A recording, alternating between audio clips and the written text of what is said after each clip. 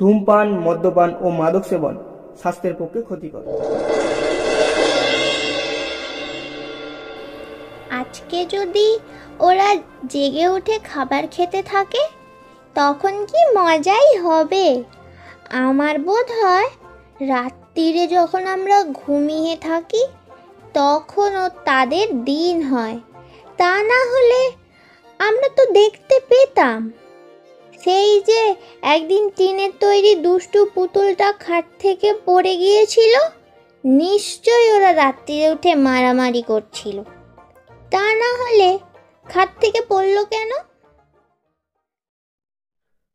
আজ আমরা নিয়ে এসেছি এক চমৎকার মজার গল্প, সুকুমার রায়ের লেখা পুতুলের ভোজ। পুতুলটা করেছে দারুণ এক ভোজের আয়োজন। কারো হাতে ছোট ছোট নারকোল নাড়ু, কারো হাতে ময়দার পিঠে, কেউ আবার লুকিয়ে খাচ্ছে বর্ণ পরিচয় বইয়ের পাতা। কিন্তু এই ভোজ এমন এক কাণ্ড ঘটালো যা শুনে আপনিও হাসতে হাসতে গড়িয়ে পড়বেন। আজ গল্পের সূত্রধার আমি সুরজিৎ, গল্প পাঠে দিয়া, এছাড়া অন্যান্য চরিত্রে আছে মৌমিতা, জ্যোতি ও Surajit. Sound effect and poster ডিজাইনে আছে সুরজিৎ আর মেঘাঙ্ক।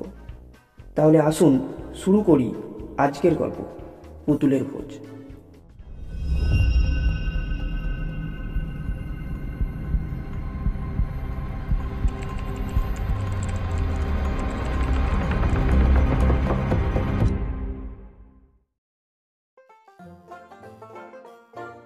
পুতুলের মা খুকি আজ ভয়ানক ব্যস্ত। আজ কিনা ছোট্ট পুতুলের জন্মদিন, তাই খুব খাওয়ার ধুম লেগেছে। ছোট্ট টেবিলের উপর ছোট্ট ছোট্ট থালা বাটি সাজিয়ে তার মধ্যে চমৎকার করে তৈরি করে রাখা হয়েছে। আর চারিদিকে সত্যিকারের ছোট্ট ছোট্ট চেয়ার সাজানো রয়েছে পুতুলেরা বসে খাবে বলে।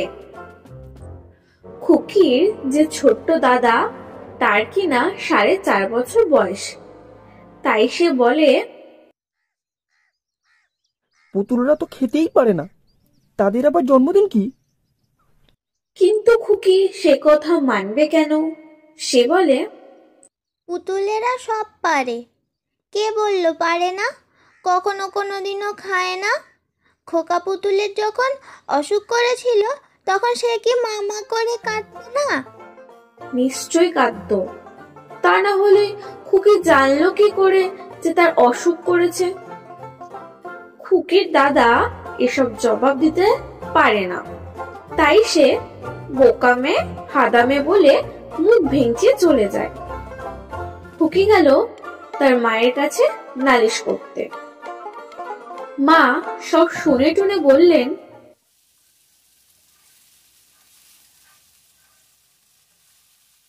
সবসময় সকলের কাছে কি পুতুলরা জ্যান্ত হয়? যেদিন দেখবি পুতুল সত্যিকারের খাবার খাচ্ছে সেদিন তোর ছোট দাদাকে ডেকে দেখাস। কি বললো?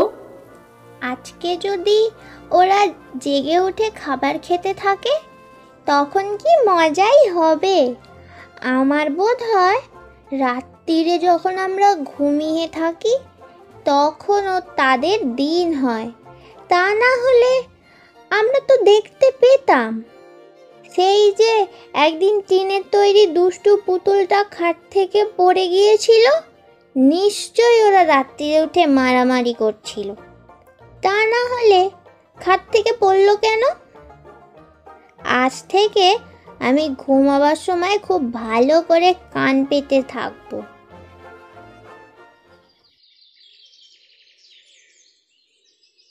পুতুলের জন্মদিন কি চমৎকার খাবার! ময়দার মিঠাই, ময়দার পিঠে, ছোট্ট ছোট্ট নারকলের মোয়া আর ছোট্ট ছোট্ট গুড়ের টিকলি, এমন সব আশ্চর্য আশ্চর্য জিনিস। রাত্রে শোবার আগে খুকি তার পুতুলদের ঝেড়ে মুছে নাইয়ে খাইয়ে ঘুম পাড়লো আর বলে দিল, এই দেখ খাবার টাবার সব রইলো, রাতে উঠে খাস। কোথায় কে বসবে, কোনটার পর কোনটা খাবে, ঝগড়া করলে কে কি শাস্তি পাবে সব বলে। তারপর দুষ্টু পুতুলটাকে খুব বকে ধমকে আর ছোট্ট পুতুলকে জন্মদিনের জন্য খুব খানিকটা আদর টাদর করে তারপর গেল বিছানায় শুতে। যেমন শোয়া অমনি ঘুম। খুকিও ঘুমিয়েছে, আর অমনি ঘরের মধ্যে কাঁধে টিপ টিপ পায়ের শব্দ শোনা যাচ্ছে।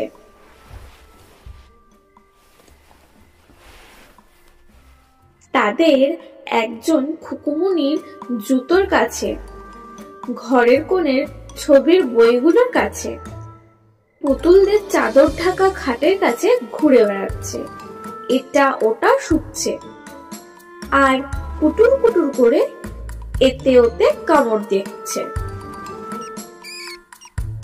খানিকটা বর্ণ পরিচয়ের পাতাও খেয়ে দেখলো, ভালো লাগে না। জুতোর ফিতেটা চিবিয়ে দেখলো, তার মধ্যে কিছু রস নেই। চিনের পুতুলটাকে কামড়িয়ে দেখলো, ওরে বাবা কি শক্ত। এমন সময় হঠাৎ অন্ধকারে তার চোখ পড়ল। টেবিলে সাজানো ওসব কি রে? দৌড়ে চেয়ার টেয়ার উল্টিয়ে এক লাফে টেবিলের ওপর চড়ে সে একটুখানি শুকিয়ে ব্যস্ত হয়ে বলল, কিচকিচ কি চ?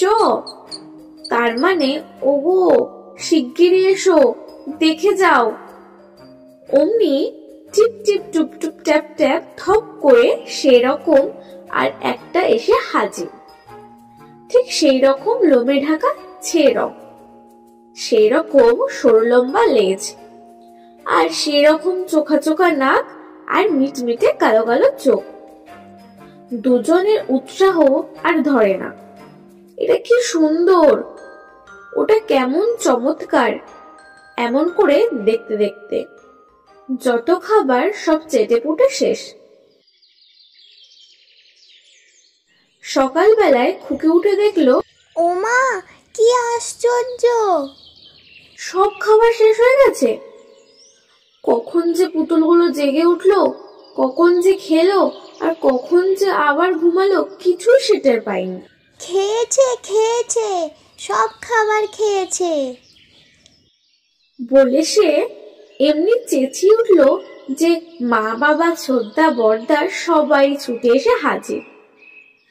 ব্যাপার দেখে আর খুকির কথা শুনে সবাই বলল, তাই তো, কি আশ্চর্য। তাহলে ছোটদা বলল, তাই বই কি, ও নিজে খেয়েই এখন বলছে পুতুল খেয়েছে। আসল ব্যাপারটা যে কি তা কেবল মা জানে আর বাবা জানে, কারণ তারা ঘরের কোণে ইঁদুরের ছোট্ট ছোট্ট পায়ের দাগ দেখেছিলেন। কিন্তু সে কথা খুকিকে যদি বলে, সে কখনোই কথায় বিশ্বাস করবে না।